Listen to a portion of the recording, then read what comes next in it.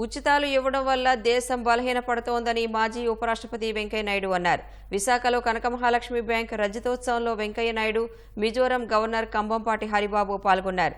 రాష్ట్ర ఆర్థిక అభివృద్ధిలో కనక మహాలక్ష్మి బ్యాంకు కీలక పాత్ర పోషిస్తుందని భావిస్తున్నానని హరిబాబు తెలిపారు.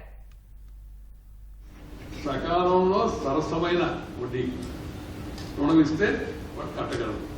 ఆ కట్టాల్సిన బాధ్యతను గుర్తు చేయాల్సిన పాలకులు మనం కట్టబడలేదు, మేము వస్తే ఇది ఫ్రీ అది ఫ్రీ అని చెప్పని వ్యవస్థను దెబ్బతీస్తుంది. నేను ఒక పార్టీ గురించో ఒక నాయకుడి గురించో చెప్పడం లేదు.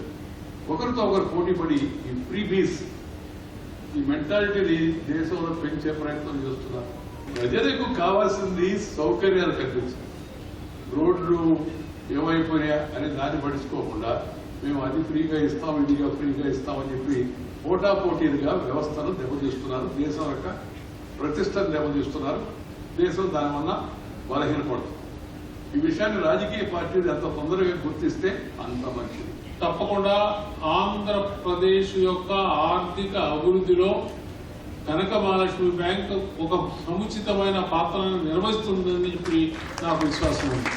ఆ విధంగా ఆర్థిక అభివృద్ధిలో భాగస్వామ్యం అయి వాటాదారులకు ఖాతాదారులకే మాత్రమే కాకుండా ఉత్తరాంధ్ర ప్రాంతానికి ఆంధ్ర ప్రాంతానికి మొత్తానికి కూడా వారి యొక్క సేవలు విస్తరించి ఆర్థిక అభివృద్ధిలో వారు పాల్గొంచుకునే విధంగా ఉన్నారు. కాబట్టి చాలా సంతోషకరమైనటువంటి విషయం.